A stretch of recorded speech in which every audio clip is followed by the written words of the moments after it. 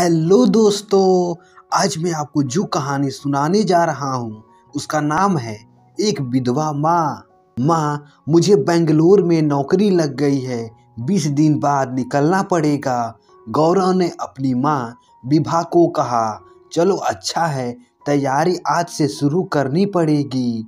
पर तुम रहोगे कहाँ? विभा ने पूछा। गौरव बोला, कंपनी की एक कॉलोनी वहाँ पर ही है, वहीं रह लूँगा।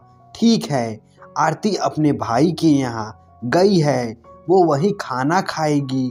तुम हाथ मुंह धो लो, मैं खाना लगाती हूँ, विभा ने किचन में जाते हुए कहा। विभा 60 साल की हाउसवाइफ, उसके पति यानी महेश चौहान, जिनकी 2 साल पहले ही हार्ट अटैक से मौत हो गई थी, तभी से विभा शांत रहने लगी थी। विभा को एक बेटा और एक बेटी पूर्वी थी, जिसकी शादी 3 साल पहले ही जयपुर के एक बड़े घराने में हो चुकी थी। विभा अपने बेटे गौरव और उसकी पत्नी आरती के साथ बोरीवली मुंबई में रहती थी।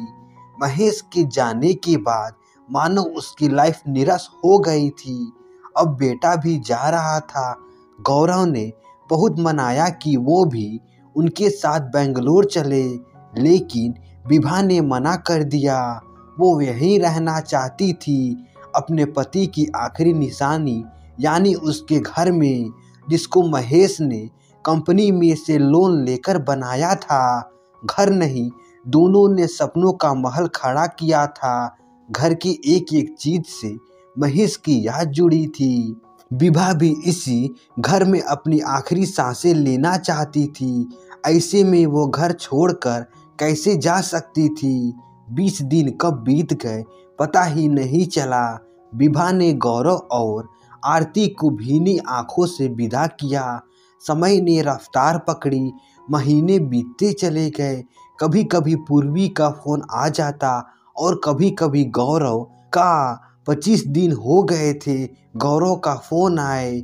विभा महेश की फोटो की ओर देखते हुए बोली, देखा महेश, जो लड़का हमें यह कहता था कि वो हमें 4 धाम की यात्रा पर ले जाएगा, आज उसी के पास 5 मिनट का भी टाइम नहीं है यह पूछने के लिए कि माँ तुम ठीक हो कि नहीं।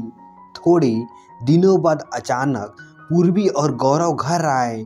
दोनों को अचानक देखकर विभा खुश हो गई। विभा ने कहा, इतने दिनों बाद माँ की याद कैसे आ गई?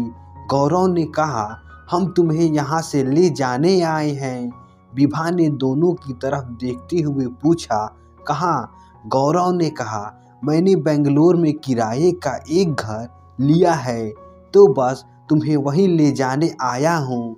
तुम यहाँ अकेली कब तक रहोगी? हमें कितनी चिंता होती है तुम्हारी, मालूम है? विभा ने बहुत मना किया, लेकिन आखिर में दोनों की दलीलों के सामने हार मान गई और हामी भर दी। पूर्वी ने कहा, परसों शाम को टेम्पो आ जाएगा घर का सामान लाने। दूसरे दिन पूर्वी और गौरव सामान समेटने लग गए। पूरे घर में सामान पड़ा हुआ था।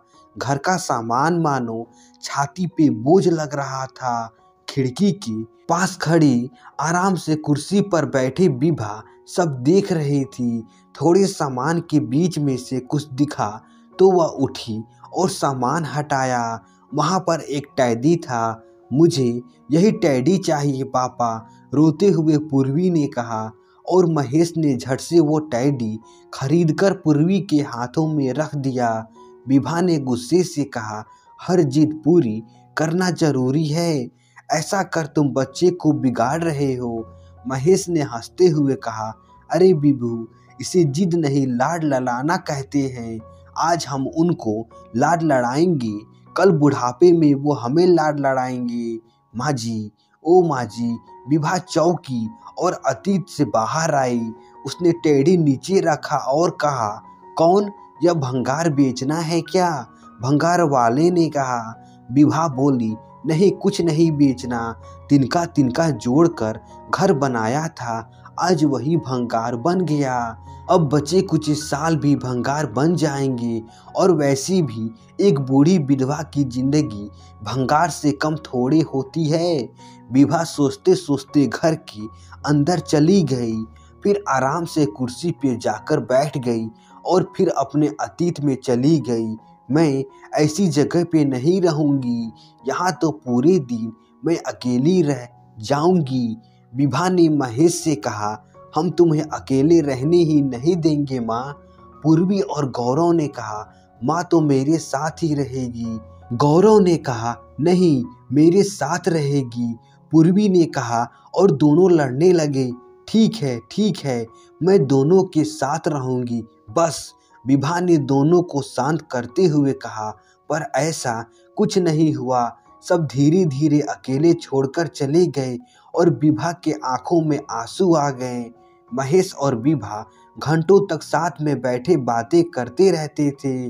पूर्वी शादी करके चली गई थी और गौरव भी पढ़ने के लिए चेन्नई चला गया। बस दोनों ही रह गए थे घर में। विभा, इंसान को अकेले रहने की आदत डाल लेनी चाहिए।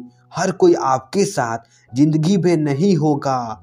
महेश ने सोते हुए कहा। दूसरी सुबह महेश उठा ही नहीं। विभा को बहुत बड़ा सदमा लगा, मानो बहुत बड़े पत्थर के नीचे दब सी गई हो। थोड़े दिनों बाद सब सगे अपने अपने घर चले गए। पूर्वी भी अपने ससुराल चली गई, गौरव भी चेन्नई चला गया। रह गई तो बस विभा और महेश की यादें।